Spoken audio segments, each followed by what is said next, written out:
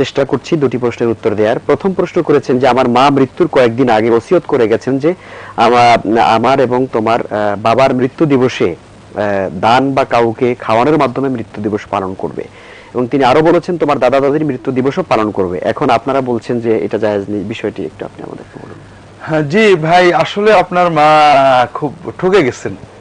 আমি আমার সন্তানদের ওসিয়ত করব, আমরা করেওছি, যে যে সন্তান শুধু জন্ম মৃত্যু দিবসে দান করে তো ভালো সন্তান না, কৃপণ সন্তান।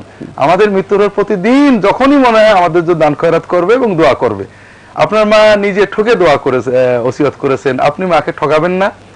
আপনার মা যে ওসিয়ত করেছেন এটা শরীয়তের সাথে সাংঘর্ষিক। জন্ম বা মৃত্যু দিনে দোয়া আমরা যে কোনো সময় করতে পারি, জন্ম দোয়ার জন্য জন্ম মৃত্যু দিনকে নির্ধারণ করা রাসূলুল্লাহ সাল্লাল্লাহু আলাইহি ওয়াসাল্লাম করেননি, সাহাবীরা করেননি, এটা সুন্নতের সাথে সাংঘর্ষিক। আপনি আপনার আব্বা আম্মার জন্য সাদাকায়ে জারিয়া করবেন, অর্থাৎ কিছু স্থায়ী দান যতটুকু পারেন, জমি হোক টাকা হোক, আপনি কোনো মসজিদ মাদ্রাসা এতিমখানা জনকল্যাণমূলক কাজে স্থায়ী দান করবেন। আপনার আব্বা আম্মা এটার সওয়াব সবসময় পেতে থাকবেন। আর মাঝে মাঝে তাদের জন্য অন্যান্য দান করবেন, আর সদা সর্বদা আপনি তাদের জন্য দোয়া করবেন। এটা আপনার হচ্ছে পুত্র হিসেবে আপনার দায়িত্ব, যেটা হাদিস শরীফে বলা হয়েছে। হাদিসটা হয়তো উল্লেখ করতে পারি। সন্তানের দায়িত্ব পিতামাতার মৃত্যুর পরে কি। একজন সাহাবী এসে প্রশ্ন করছেন, ইয়া রাসূলুল্লাহ হাল আলাইয়া মিন বাদি ওয়াফাতি ওয়ালিদাইয়া মিন বিররিহিমা শাই, পিতামাতার মৃত্যুর পরে তাদের আর কি খেদমত বাকি থাকে?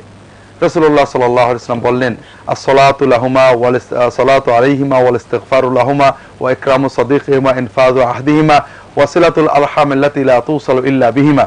পিতামাতার মৃত্যুর পরে তোমার যে দায়িত্বগুলো থাকে, 1 নম্বর তাদের জন্য দোয়া করবে, 2 নম্বর তাদের গুনাহের জন্য ক্ষমা চাবে, 3 নম্বর তারা যদি কোনো ওয়াদা করে থাকেন, চুক্তি করে থাকেন, সেটা তুমি কমপ্লিট করে দেবে, 4 নম্বর তাদের যারা বন্ধু ছিল, মার বান্ধবী ছিল, যাদের সাথে তারা খুব খুশি মনে বসতেন, এই সমস্ত আব্বা আম্মার বন্ধু বান্ধবীদেরকে সম্মান করবে। সম্মান সাহাবীরা দেখিয়েছেন, বাবা বা আম্মার কোনো বন্ধু বা বান্ধবীকে দেখলে তাদের হাদিয়া দিতেন, বাড়িতে দাওয়াত করতেন, তাদেরকে বাড়িতে গরু ছাগল জবাই হলে তাদেরকে গোশত হাদিয়া দিতেন। আর পিতা এবং মাতার মাধ্যমে যে আত্মীয় স্বজন পেয়েছো তাদের সাথে সুসম্পর্ক বজায় রাখবে। এগুলো হলো মৃত পিতা মাতার প্রতি আমাদের দায়িত্ব, আমরা এটা পালন করতে সচেষ্ট হব। আল্লাহ তাআলা তৌফিক দান করুন। আল্লাহ তাআলা তৌফিক দিন, আমিন। আমাদের ভাই আরেকটি প্রশ্ন